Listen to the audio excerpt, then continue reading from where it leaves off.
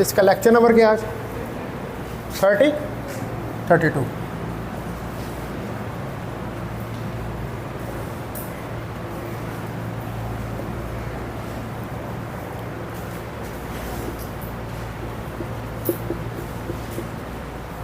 अच्छा, हमने जो है वो डेंसिटी ऑपरेटर जो है उसको स्टार्ट किया हुआ है और जनरल प्रॉपर्टीज़ जो हैं डेंसिटी मैट्रिक्स की वो हमने पढ़नी शुरू की थी, ठीक है। और उसके अंदर कल मैंने पास्टुलेट 3 तक जो है वो आपको पढ़ा दिया था।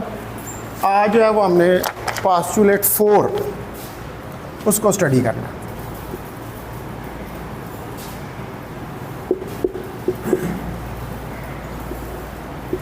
In terms of density matrix, density matrix की टर्म में। अब पास्टुलेट 4 क्या है कि जो आपके पास स्टेट स्पेस होती है किसी कंपोजिट फिजिकल सिस्टम की, आपको पता है कि जो पास्टुलेट 4 है वो कंपोजिट फिज़िकल सिस्टम्स के साथ रिलेट करता है। कंपोजिट यानी कि जहाँ पर सिस्टम्स मुख्तलिफ़ किस्म के सिस्टम्स हों जिनका मिक्सचर जो है वो बनाओ। तो उसमें जब हम कंपोजिट सिस्टम को लेते हैं तो उसकी टेंसर प्रोडक्ट लेते हैं उनकी स्टेट स्पेसेस की, यानी कि जो स्टेट्स होती हैं उनके दरमियान में जो प्रोडक्ट ली जाती है वो सिंपल इनर प्रोडक्ट नहीं होती, वो इनर प्रोडक्ट की बजाय जो क्या ली जाती है वो टेंसर प्रोडक्ट जो है उसको लिया जाता है। तो जो कंपोनेंट्स होते हैं फिज़िकल सिस्टम्स के उनके दरमियान। तो इसका मतलब है कि अगर आपके पास कोई सिस्टम है जिसको हम कहें कि नंबर 1 है और वो थ्रू एन हो, फिर एक और सिस्टम है जो आई हो, तो हम उस सिस्टम का जो जॉइंट सिस्टम है उसको, यानी कि अब हम सिस्टम को स्टेट की बजाय डेंसिटी मैट्रिक्स की फॉर्म में उसकी स्टेट को राइट डाउन कर रहे हैं। तो वो हम जितने सिस्टम्स होंगे उनके उतने डेंसिटी मैट्रिक्स जो हैं उनकी क्या करेंगे, टेंसर प्रोडक्ट लेंगे, ठीक है। तो दिस इज द पास्टुलेट 4। तो the state space of the composite system, तो जो स्टेट स्पेस होती है आपके पास कंपोजिट सिस्टम की इज टेंसर प्रोडक्ट। ये एक टेंसर प्रोडक्ट होती है of the state spaces of the state spaces of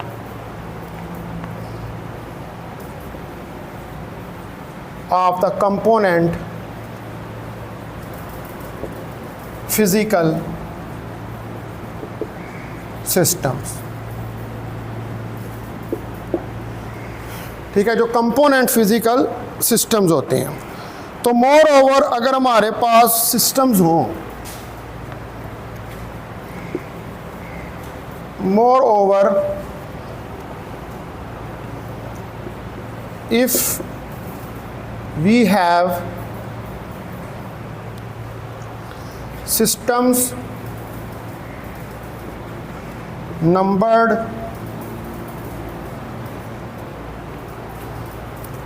1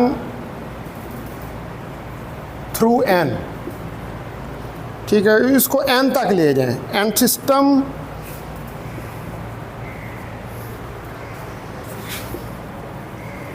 और दूसरा सिस्टम I is prepared, जिसको कि आपने प्रिपेयर किया है इन स्टेट रो I, किसी स्टेट रो I के अंदर। तो जो जॉइंट स्टेट है अब टोटल सिस्टम की, the joint state of the total system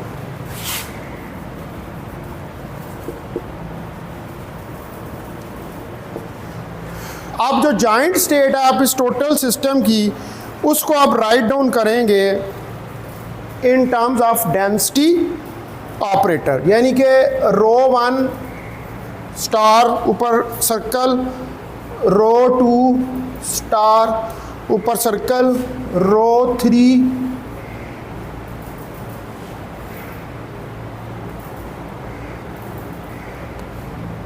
row 3 star circle up to so on cross rho n. ये टेंसर प्रोडक्ट आपके पास इस स्टेट की आ जाएगी।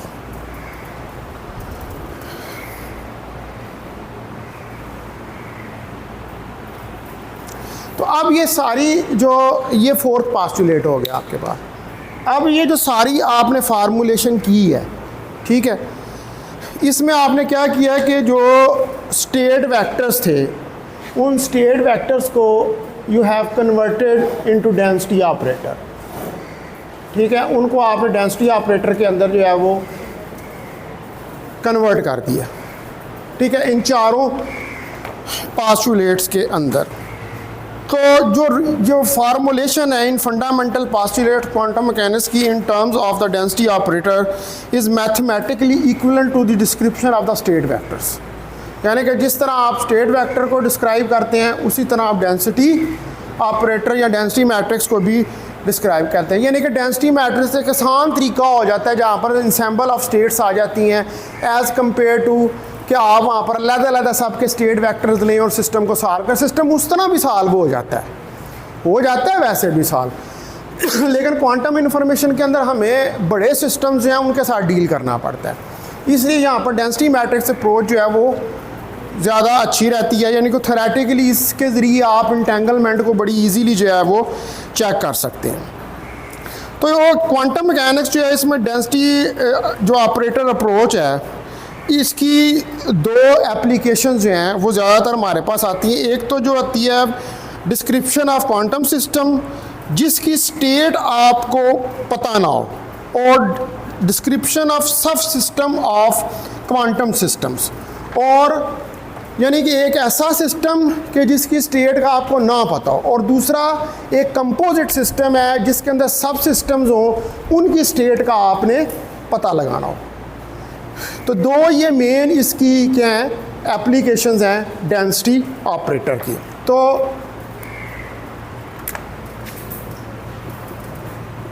The density operator has two main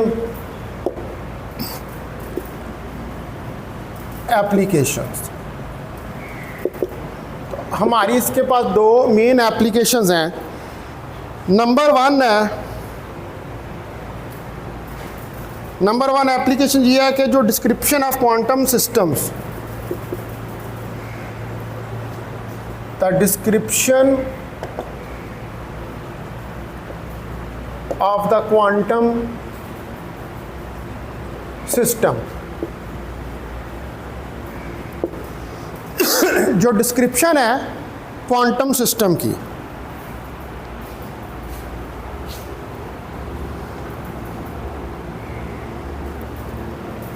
whose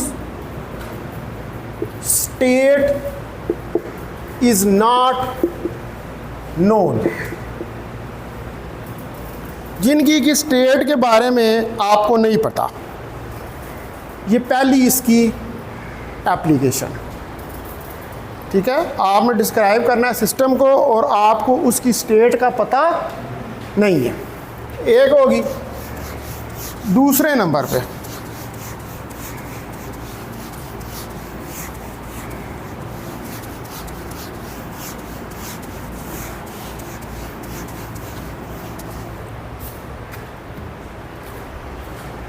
second number पे जो है वो है कि डिस्क्रिप्शन ऑफ सब systems of a composite, the description, जो डिस्क्रिप्शन है आपके पास ऑफ सब systems of composite systems, composite systems की।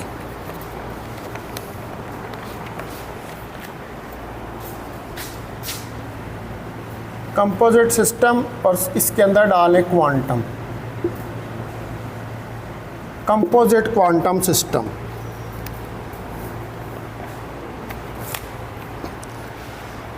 ठीक है, तो दूसरी एप्लीकेशन इसकी ये है कि इसमें आपको डिस्क्रिप्शन मिलती है किसकी, कंपोजिट क्वांटम सिस्टम की। तो अब ये वाली जो दोनों हैं इनको हमने नेक्स्ट जो सेक्शंस हैं उसके अंदर हम इसको डिस्कस करेंगे। अच्छा, अब जो है वो एक एक्सरसाइज है यहाँ पर 2.71, ये आपने ट्राई करनी है। एक्सरसाइज है कि to describe if state mixed or pure. आपने ये चेक करना है कि स्टेट मिक्स्ड है या प्योर है। टू कैलकुलेट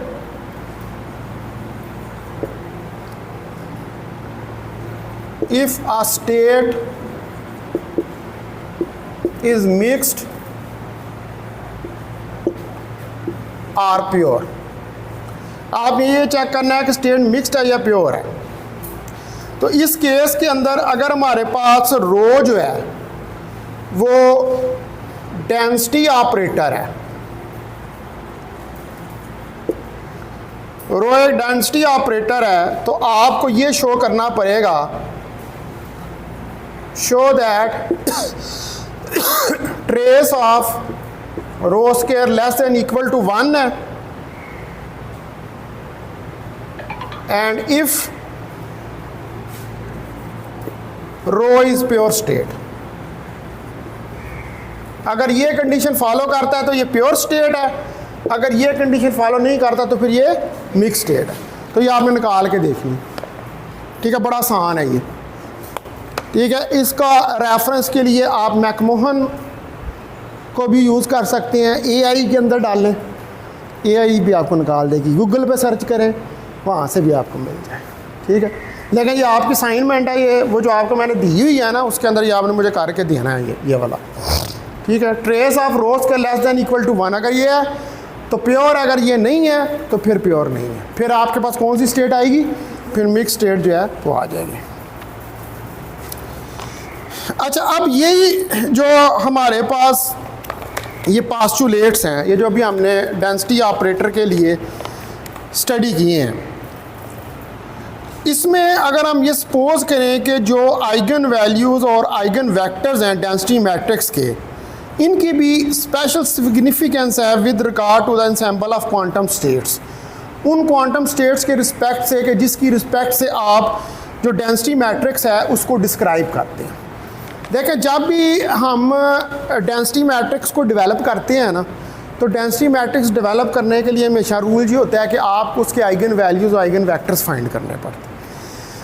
जब आप उसके आइगन वैल्यूज और आइगन वेक्टर्स फाइंड कर लेते हैं तो वहाँ से फिर आप डेंसिटी मैट्रिक्स जो है उसको निकालते हैं या डेंसिटी ऑपरेटर जो है उसको कैलकुलेट करते हैं। अब वो आइगन वैल्यूज़ या आइगन वेक्टर्स जो होते हैं, आपको पता है कि आइगन वेक्टर्स किसको रिप्रेजेंट कर रहा होता है, आइगन वेक्टर्स बेसिकली स्टेट को रिप्रेजेंट कर रहा होता है, सिस्टम की स्टेट को जो है वो रिप्रेजेंट। तो वो उन सब का जब इकट्ठा कैलकुलेट आप कर लेते हैं तो वो पूरा मिक्सचर जो होता है वो क्या बन जाता है, वो डेंसिटी मैट्रिक्स बन जाता है। तो जब भी आपने डेंसिटी मैट्रिक्स कैलकुलेट करना है तो उसके लिए आपको आइगन वैल्यूज़ और आइगन वेक्टर्स उस सिस्टम के कैलकुलेट करने पड़ेंगे जिसका आपका डेंसिटी मैट्रिक्स लिख रहे हैं जिस सिस्टम का। ठीक है, तो इसका मतलब ये हुआ कि सपोज आप ये सपोज करें कि दैट द आइगन वैल्यूज़, कि जो आपके पास आइगन वैल्यूज़ हैं and eigen vectors of a density matrix,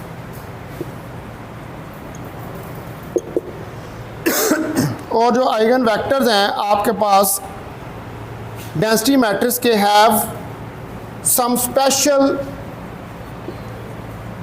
have some special significance.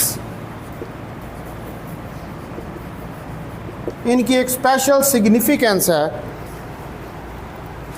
with regard to the ensemble of with regard to the ensemble of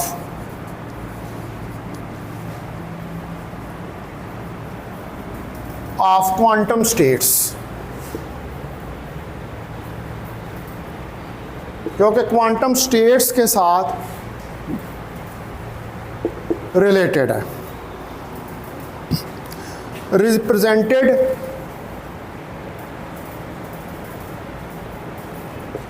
represented by, और इसको आप represent करते हैं बाय दैट डेंसिटी मैट्रिक्स.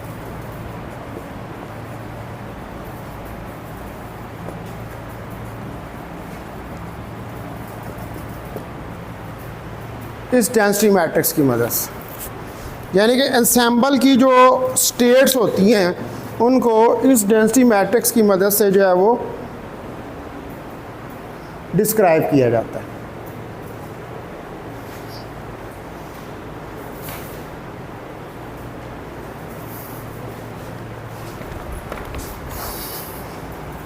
अब example के तौर पर हम सपोज करते हैं कि एक क्वांटम सिस्टम है कि जिसका डेंसिटी मैट्रिक्स दिया हुआ है. फॉर एग्जाम्पल, सपोज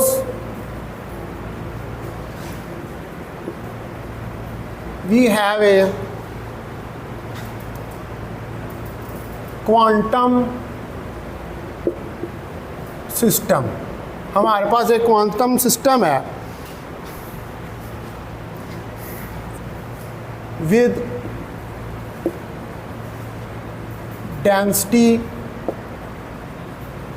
मैट्रिक्स, जिसका कि आपको डेंसिटी मैट्रिक्स दिया हुआ है.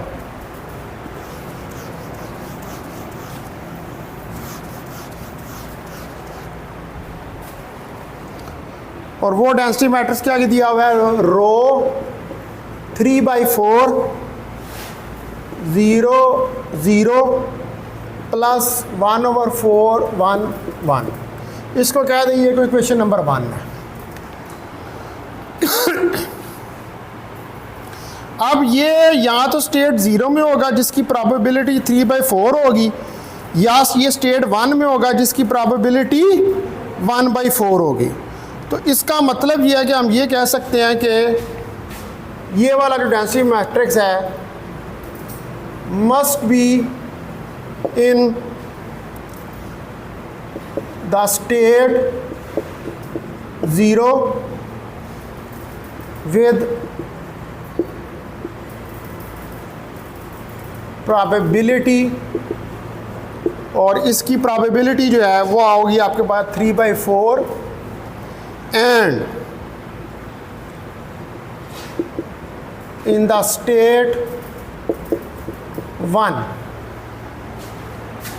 और स्टेट 1 के अंदर होगा with probability 1/4.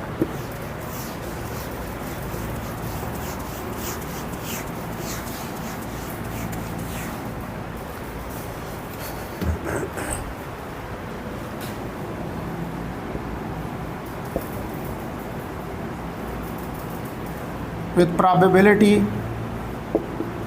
1/4, जिसकी probability 1/4 होगी. तो अब इसमें हम ये डिफ़ाइन करते हैं इस स्टेट को मद्देनज़र रखते हुए. सपोज वी डिफ़ाइन,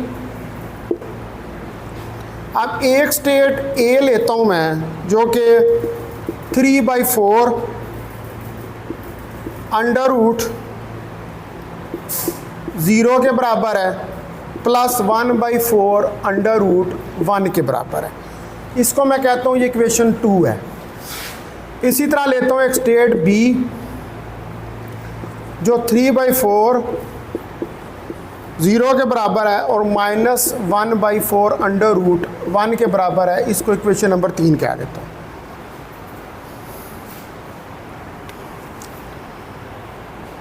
तो इसमें एक क्वांटम सिस्टम जो है उसको प्रिपेयर किया स्टेट ए के अंदर, जिसकी प्रोबेबिलिटी 1/2 है, और एक स्टेट बी है जिसकी प्रोबेबिलिटी भी 1/2 है। ठीक है, तो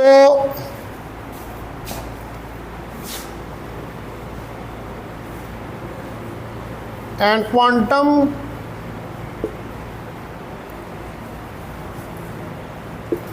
system is prepared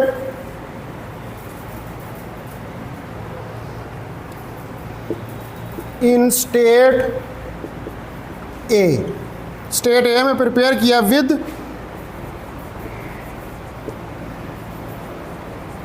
probability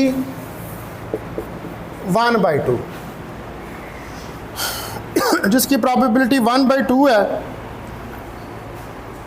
and in state B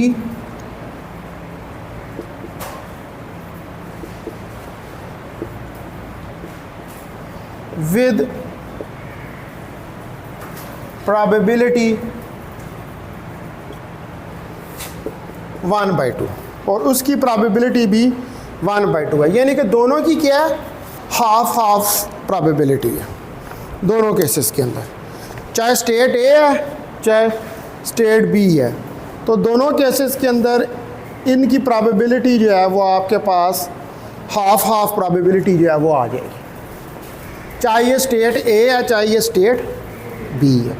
ठीक है, इसका लेना स्केयर तो 1/2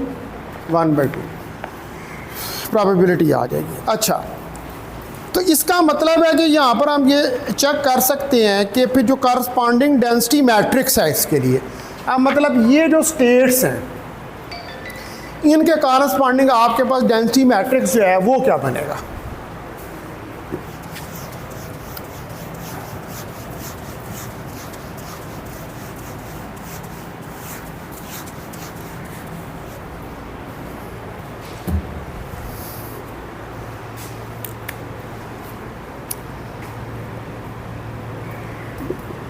The corresponding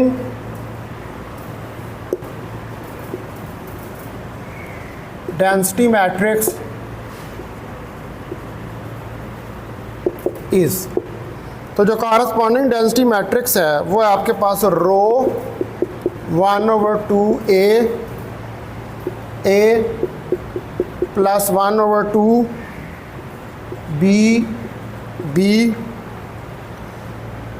is equal to 3/4 0 0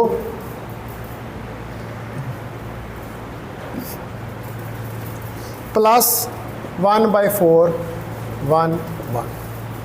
इसको कह दें ये इक्वेशन नंबर 4 जो है वो आ जाएगी, तो ये डेंसिटी मैट्रिक्स बन जाएगा।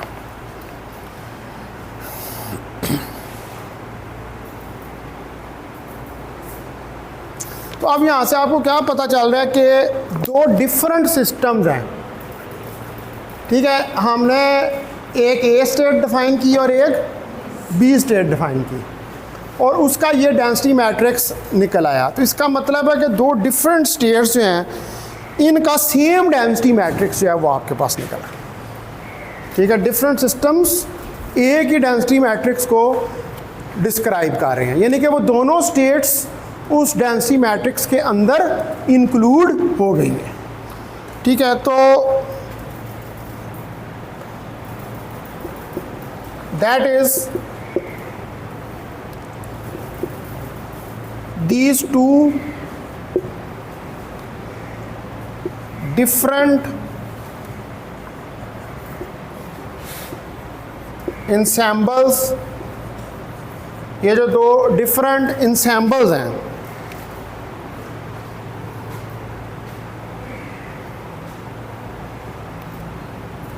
of quantum states give rise to same density matrix. इनकी वजह से एक ही डेंसिटी मैट्रिक्स जो है वो आपके पास आ रहा है।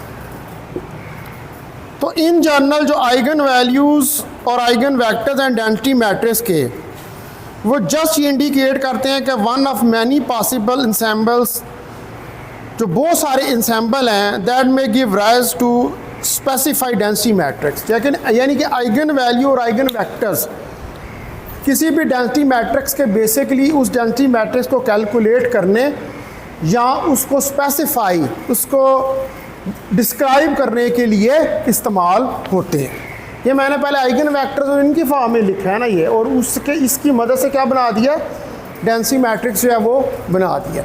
ये अभी मैं वो डायरेक्ट लिखी है मैंने ये वैल्यूज़, अभी मैंने इनको कैलकुलेट नहीं किया। Eigen vectors eigen value calculate करने का एक तरीका होता है, वो आप वो सेकुलर इक्वेशन नहीं होती lambda minus L I, lambda I is equal to determinant वाली, वो उससे कैलकुलेट होते हैं।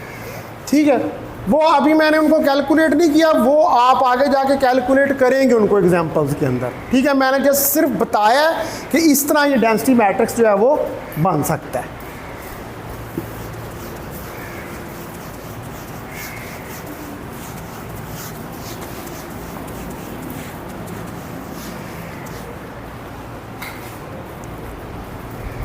तो अब जो आइगन वेक्टर्स और आइगन वैल्यूज हैं, the eigenvectors and eigen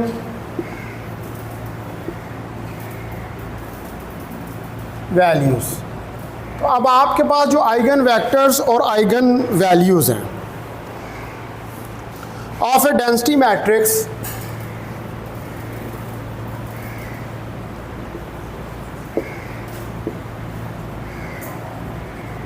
just indicate, ये सिर्फ आपको ये बताते हैं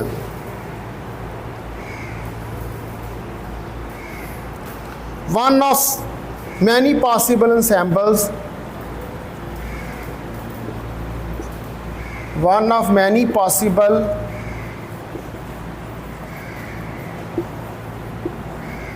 ensembles that may give rise to specify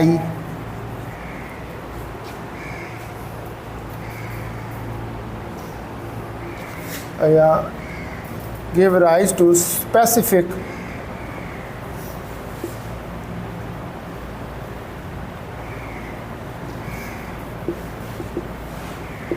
density matrix.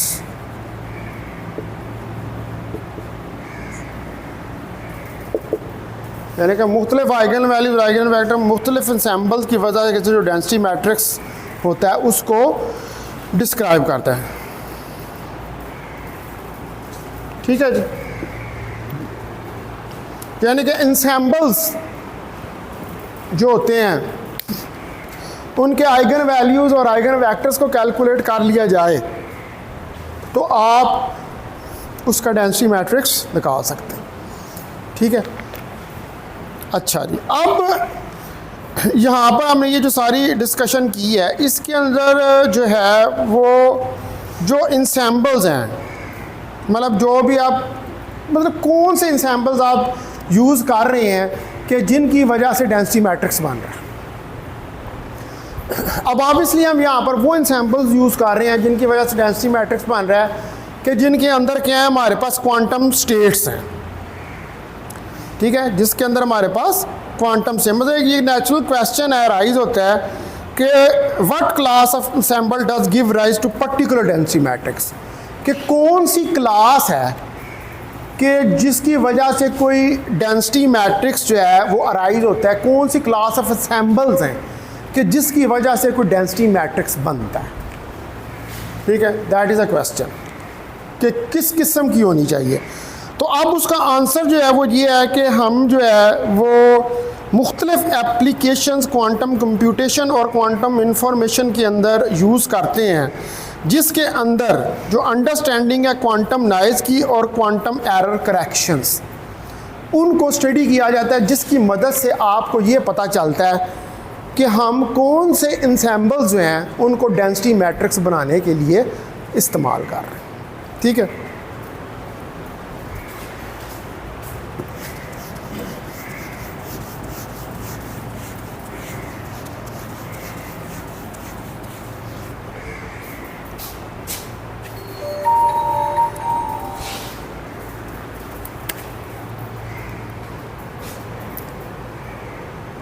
तो क्वेश्चन है कि what class of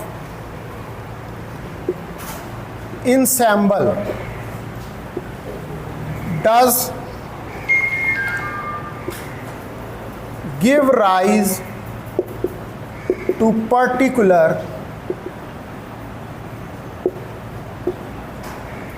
density matrix। ये क्वेश्चन है कि किस क्लास का ensemble जो है वो आपको चाहिए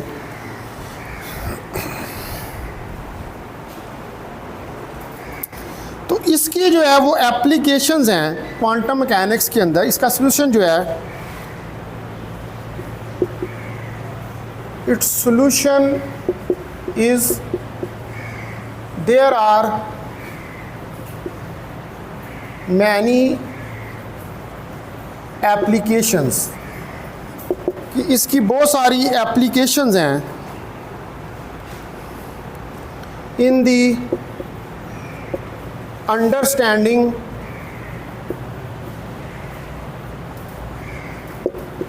of quantum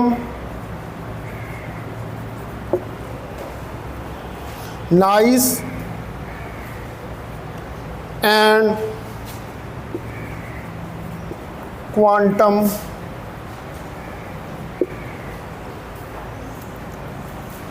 error correction। ये क्वांटम एरर करेक्शन जो है इसी किताब का 8वां चैप्टर है, उसके अंदर उसने डिस्कस किया हुआ। ठीक है, तो ये मैं जस्ट बताया इन्फॉर्मेशन के लिए कि इनकी मदद से हमें जो है वो ये पता चल जाता है कि किस किस्म का इंसेंबल जो है आपको डेंसिटी मैट्रिक्स के लिए चाहिए। तो अब इसके सॉल्यूशन के लिए कन्वीनियंट है कि हम यूज़ करें किसी वेक्टर साई आई का जो कि नॉर्मलाइज्ड हो, जो कि ना नॉर्मलाइज्ड हो टू यूनिट लेंथ, यानी कि एक स्टेट वेक्टर हम ले लेते हैं। कंसिडर ए स्टेट वेक्टर, हम एक स्टेट वेक्टर कंसिडर करते हैं psi i, which may not be normalised, which may not be normalized to unit length, जो कि ज़रूरी नहीं है कि नॉर्मलाइज हो। नॉर्मल यूनिट लेंथ का मतलब है कि 1 के बराबर। ठीक है, ये ज़रूरी नहीं है कि ये नॉर्मलाइज हो। तो हम ये कहेंगे कि जो साई है वो जनरेट करेगा ऑपरेटर रो, यानी कि उसकी वजह से डेंसिटी मैट्रिक्स, क्योंकि रो जब आप लिखते हैं तो उसमें स्टेट्स ही आ रही होती है ना, साई कैट साई ब्रास, इसी फॉर्म में लिखते हैं ना डेंसिटी मैट्रिक्स को।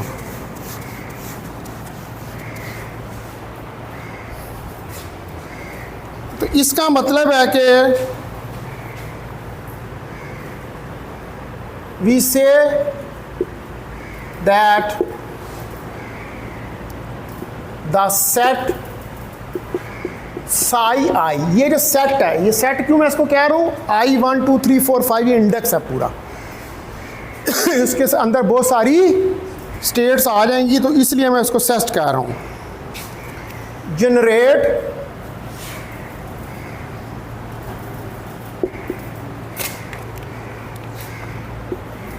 the operator rho is equal to summation I psi I और साई आई। अच्छा, इसके ऊपर इसने ये कैप सी भी डाली हुई है, ये भी आप डाल लें इसकी नोटेशन। ठीक है, ज़रा उसको अलहदा करने के लिए दूसरे स्टेट वेक्टर से।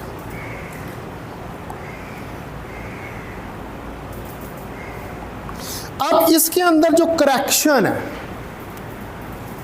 यानी कि ये जो स्टेट हमने लिखी है, आप इसके अंदर करेक्शन करें तो करेक्शन करने के बाद ये स्टेट क्या आएगी, एंड दस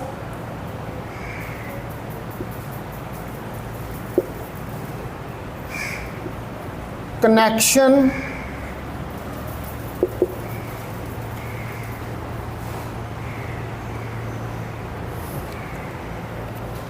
to the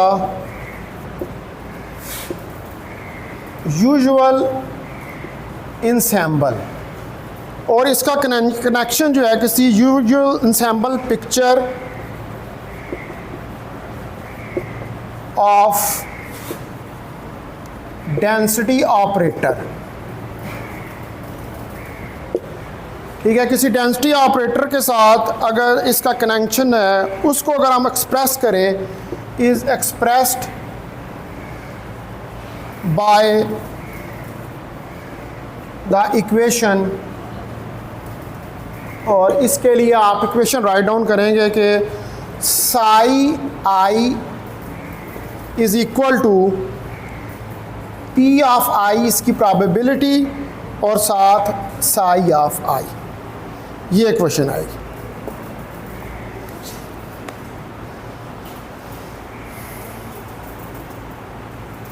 अब आप क्या करेंगे कि अगर आपके पास दो स्टेट्स हो जाए, दो सेट हो जाए, एक साई आई हो जाए और एक कोई और फाई जे ले।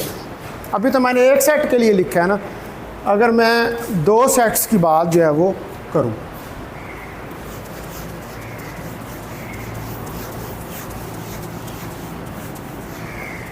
तो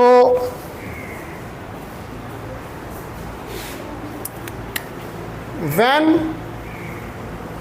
वी हैव, अब हमारे पास जो है टू सेट्स ऑफ वेक्टर्स, हमारे पास दो सेट्स हैं वेक्टर्स के। ठीक है, वो जो सेट्स हैं वेक्टर्स के वो क्या हैं, एक मेरे पास है psi i and phi j, ये दो वेक्टर्स आ गए, generates the same density operator. तो ये दोनों सेट क्या करते हैं, एक ही density operator, same density operator को जनरेट करते हैं, रो।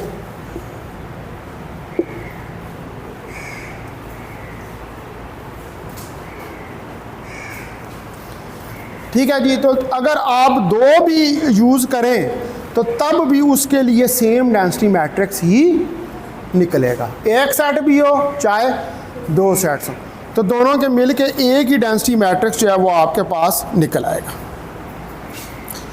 अच्छा जी, उसके बाद यहाँ पर आगे एक थ्योरम है,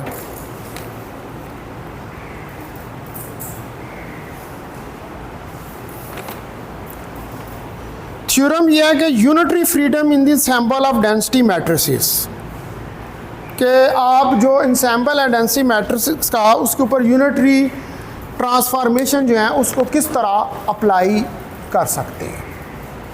ठीक है, मैंने वो आपको कल भी शायद ये बताया था कि जो डेंसिटी मैट्रिसेस होते हैं उनके अंदर हम यूनिटरी ट्रांसफॉर्मेशन जो हैं वो करते हैं। ठीक है, ये मैं फिर अभी इसको रोक देता हूँ, ये कल करवाऊँगा क्योंकि अभी टाइम जो है वो ओवर हो रहा है। ठीक है,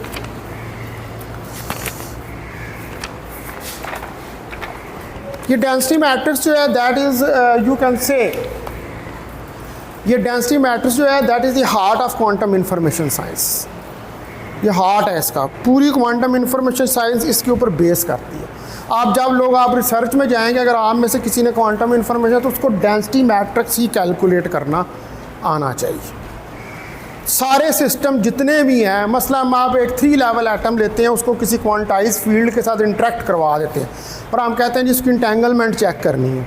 तो उसकी इंटेंगलमेंट चेक करने के लिए क्या करना पड़ेगा, आपको उसके आइगन वैल्यू, आइगन वेक्टर्स निकालने पड़ेंगे, वहाँ से हम उसका डेंसिटी मैट्रिक्स बनाएंगे और फिर डेंसिटी मैट्रिक्स आगे इंटेंगलमेंट को चेक करने के मुख्तलिफ क्वान्टिफायर्स होते हैं, वो मैं आपको आगे बताऊंगा, जिसमें कंकरेंस आती है, नेगेटिविटी आती है, क्वांटम फिशर इंफॉर्मेशन आती है, ठीक है, बहुत सारे और क्वांटिफायर्स होते हैं जिससे हम क्वांटम इंटेंगलमेंट को चेक करते हैं कि सिस्टम की इंटेंगलमेंट बढ़ रही है या कम हो रही है। और मैंने आपको बताया था कि क्वांटम इंफॉर्मेशन में क्वांटम कंप्यूटिंग के लिए हमें इंटेंगलमेंट ज़्यादा चाहिए, क्योंकि ज़्यादा इंटेंगलमेंट होगी तो ज़्यादा इंफॉर्मेशन जो है वो एक जगह से दूसरी जगह पास होगी।